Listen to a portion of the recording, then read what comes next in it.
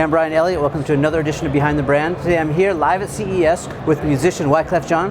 Wyclef, thanks for joining us, man. Thank you for having me, man. See you. You too, man. You see, they got us like a real tiny couch.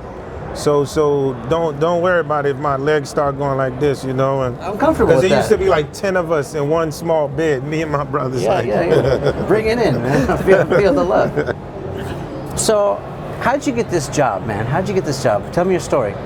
How did I get to become a musician? Yeah. Well, for me, man, it started in a small village in Haiti. I was born in the Caribbean, and I didn't really get to America till I was like 10 years old. So I always tell people like I was born in a hut. The idea, Nabula, he just says, it's in Creole. He said, "Sac passe." That's in the language of Creole, that means what's up, you know. So nice. So people was like, "Hey, what's going on?" So but man, I always tell people, man, you come from a hut, no electricity. Yeah. You know, your Disneyland is when it rains outside, you out there dancing. Lightning and thunder is it's like your roller coaster. Yeah. So you come from humble beginnings. Yeah, I mean it's pretty humble. Yeah. I mean, we used to eat dirt from the floor at times when we were hungry, but we always had life, man. Yeah. Music was always life. You know? So is that part of now how you create music? Now you remember where you were, your roots, and you. Man, music is, for me, that was, you know how somebody went to school, they want to be a doctor or they want to be a lawyer? Since a little kid, I just always wanted to be a musician. I always just wanted to write songs to move the world. I was always into, like my group, the Fugees. Fugees is short for refugees because I always wanted to give people a sense of refuge. How does music make you feel? Well, music is therapy. I don't care what shrink you go see. There's no, like, it's like, there's music for everything, you know? You're in love. Yeah. You might hate somebody for a second, then you want to love them back, you know? Or you write a song about it. You write a song about it. Yeah. You're big into collaboration. Music is all about collaboration. Talk to me about what's happening here with creative. Well, for me, the collaboration is because I'm a maestro first. I follow after the footsteps of Quincy Jones. That's like a godfather to me, you know? And I'm from a jazz background. In high school, I was a jazz major in high school, playing upright bass. You know, I love the likes of Miles Davis, Bitches Brew, different. So, yeah, so for me, I've always been into sound. My love for sound started, though, in a small basement in New Jersey when I was started gathering a bunch of little equipment and what ended up being the biggest hip hop selling album called The Score.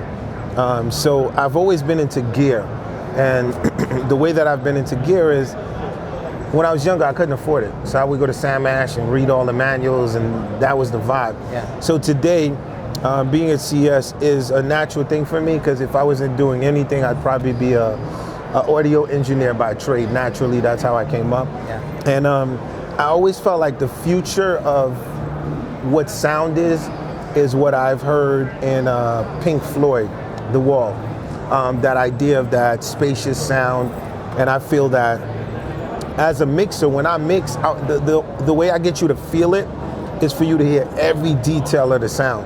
So for me, the combination of creative technology just fits like to what I was doing, and that's what brought me here today. So it's really music in its pure form. Music in its pure form, I call it vibration, right? So the theory of vibration, that's what I call it. So for me, how can I get you to feel a frequency? And for me, the iRaw does that. Not so much more, I want people to think like, oh, this is just another speaker or whatever. Forget the iRaw for a second. Let's talk about the brain of the iRaw, yeah. Right? Forget the physical part of Wyclef, what's in here. So for me, what's the idea of what makes it the smartest speaker, the idea of taking your time to really figure out how people want to hear music, for me, is what's exciting. The partnership is interesting to me because I want to see a new generation past the MP3, because right now everything is an MP3 conversion and it gets compressed. So I want you to be able to send music files and share files in a way where the entire frequency goes and you're getting it how I'm hearing it, you know? So this is like totally hands-on. This is like an NBA player designing his own shoe. Like you got full input, you're all the creative and all that. Yeah, I mean, I look at it like I'm probably if creative technology has 1,000 scientists, Wyclef is probably 1,001, you know what I mean? Definitely, because for me, I approach it on a scientific level and not just in words. Audio for me plays a certain space. And people are starting to want to eliminate 5 speakers, 7 speakers, you know, like what you hear like in a movie theater and all of that. So imagine like, what if the sound could just live right here? Right now, you hear what I'm saying to you. You can hear the crowd. You can hear what they're saying. We don't have no 3 speakers here. How are you hearing that? It's all up here, you know? Talk to me about your audience a little bit, your fan base. So how are you connecting with your audience? How are you connecting with your fans? And I want to talk about like how you're creating the content and sharing it with them. So it's great that we're talking about this right now, but like how are you going to get the message out, and then how are you going to make them feel it? Like tell me about what platforms you're using. Like, are you on Insta? Are you snapping? Are you on YouTube? Like, how are you connecting with fans? Well, I use my entire social media. My fans is already all over this. I have a new app. It's interesting. Facebook Mention.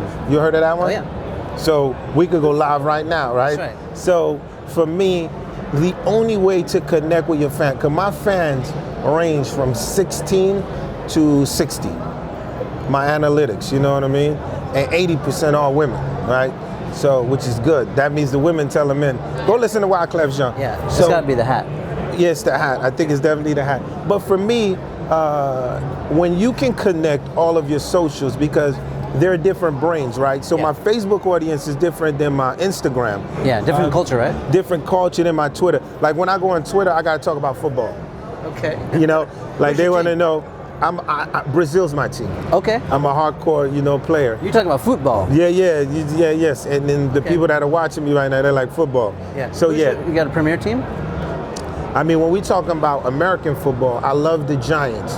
When me and my brother was growing up in the house, the big fight was over the Dallas Cowboy and the Steelers, you know what I mean? I was obsessed with Tony Dorsett when we was coming up. Right now, I would say who I enjoy watching in basketball is the Warriors. Oh yeah, they're killing it. Yeah, well, it's much more like, because you see how the team started and how the new coach had to come in and how you have to get rhythm and all of that. It's a real team game. Yeah, so I like that kind of stuff. So for me, I engage my fans real time. I don't think like the best way to engage fans is not after you do the fact. It's like while you're doing it at real time, because you're experiencing something. All of these social platforms, if you can have them experience it real time, then you're cooking. So, are you the one pushing the buttons, or you got a posse doing it for you? It's you? Now I push all my buttons, baby. Like all of my buttons are real, right? So everything you see is all coming from me. You know what I mean? Yeah. So whether we go to Facebook mentions, whether we go, everything is just all coming from me. You know what I mean? That's cool. Real time, because that's how fans feel it. Like you can't fake the funk. So is there one, I love that phrase, so true. Yeah. So is there one platform that is hitting better for you? Like you're getting more traction on Facebook mentions, or? Well, I think for me, anything which is remotely, I think if it's Periscope, if it's Facebook mention, if it's anyone out there with an app that's real time, like you go live instantly. So for real time's me, hitting for you. Yeah, for me it's real time, because my fans are active. They want to see it when it's happening. Okay. Yeah. A lot of people who watch this, they're creators and they're entrepreneurs who are doing new things. Maybe look in that camera, look in this camera right here, and give them some, heartfelt advice about when they're starting their own thing. When you're a brand, you're a human being, but you're a brand too. So give them some good advice about doing their thing, young people. Well, I mean, all you young people out there trying to do your thing. I mean, I really think that there's a lot of things that you have to look into. A lot of people be like, whatever you dream, then it can happen. I believe in order for the dream to happen, you have to wake up from the dream, And for me, that's the reality. And it all starts off when people say, yo, you really think you're gonna do this? You're crazy. There's no way in hell that is gonna happen. Man, get the hell out of here with this idea. Go back to working at Burger King. Go back to, these are all of the things that I heard. Imagine I say, oh, I'm gonna create the biggest hip hop album in my basement. They're like, oh yeah, well, you go ahead and you create that. So, but I would just say, make sure that you're an innovator, right? Because you're innovators. And when everyone goes right, the only people that win are the people that go left, because we are the ones that understand. Because our natural passion, whatever we do, is not for the money. We do it because we're trying to move the human race forward, whether if it's technology, whether if it's music, whether if it's politics. So I encourage y'all, young bloods, keep doing what y'all doing, 100% focus. And listen, man, if they be like, yo, you ain't gonna do it, tell them, yeah, but Uncle Clef said when he was eating dirt in the village in Haiti, they told him he wasn't gonna do it either. Look where he's at. So you can do it too. All right. We've been spending a long time with Wyclef. John, very wise words, my friend. Thank you so much. All right, baby, you already know. Love. Appreciate it. All right, baby, love. Thanks.